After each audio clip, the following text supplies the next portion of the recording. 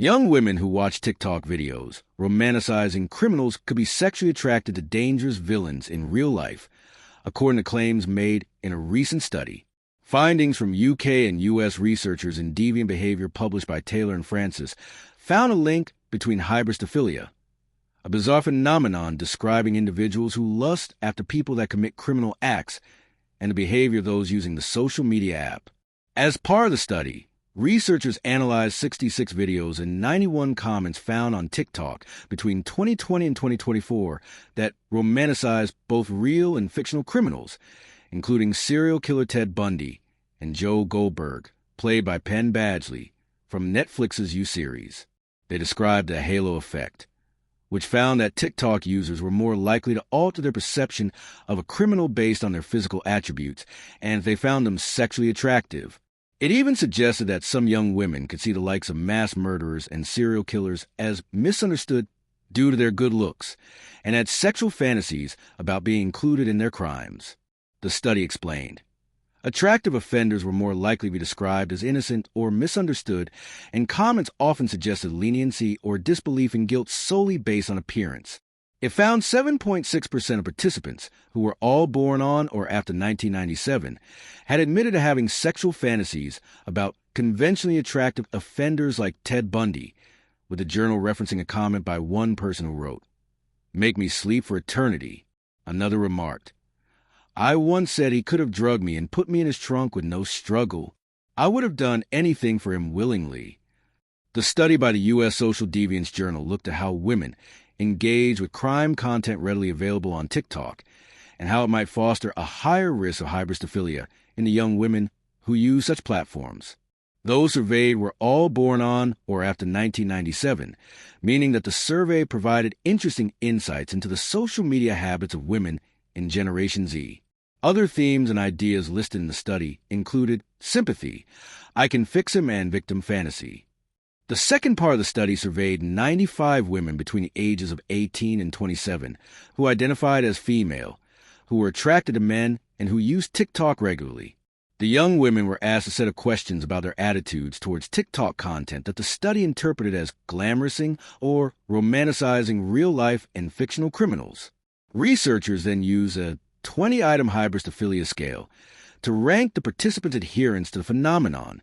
During this section, they were asked to respond to statements such as, "True love can heal an offender's traumatized inner child. I tend to associate real offenders with the actors who portray them," and "I sometimes fantasize about engaging in criminal activity with an offender." The women were encouraged to express themselves using only the Likert scale. 1. Strongly disagree. To 5. Strongly agree. According to the study, findings indicated that young women who actively engage with videos of romanticized villains while scrolling on TikTok were likely to show higher levels of hybristophilia. These findings highlight the need for targeted interventions to mitigate the influence of digital content on young women's perceptions of offenders, addressing the influence of power dynamics associated with Machiavellianism and psychopathy. It added, the Daily Mail has reached out to TikTok for comment. In 2023, Dr. Soham Das, a forensic psychiatrist based in London, attempted to analyze why some women showed traits of hybristophilia and why some fell in love with murderers. I think it's very fair to say that some of these women do this because they crave attention or fame. In extreme cases, this is a phenomenon called hybristophilia, otherwise known as Bonnie and Clyde syndrome, he explained.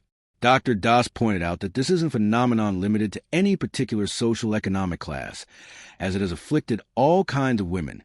It has also been documented in men, but to a much lesser extent.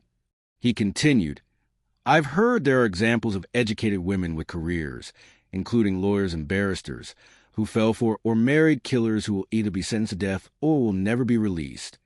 The psychiatrist went on to explain that in his opinion, much of this is connected to the celebrity worship, and some women have done this very overtly.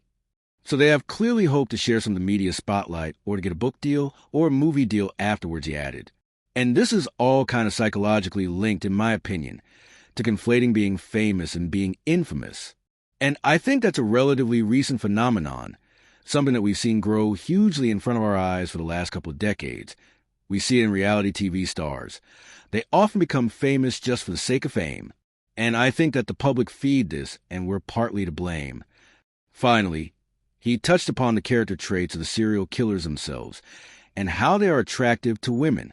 I think it's fair to say that many of them are psychopaths and narcissists, and those groups of people often attract women because they have the ability to be charismatic and to charm vulnerable people who are susceptible to this kind of manipulation, he explained. Narcissists are very grandiose, and they're very entitled to things like sex and relationships.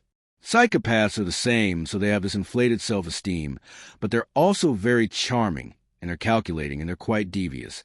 So they're very good at knowing what to say to make the women feel special, to feel loved, to feel privileged, to feel that they're part of like some sort of special bond. Don't forget to like and subscribe to this channel for more true crime stories.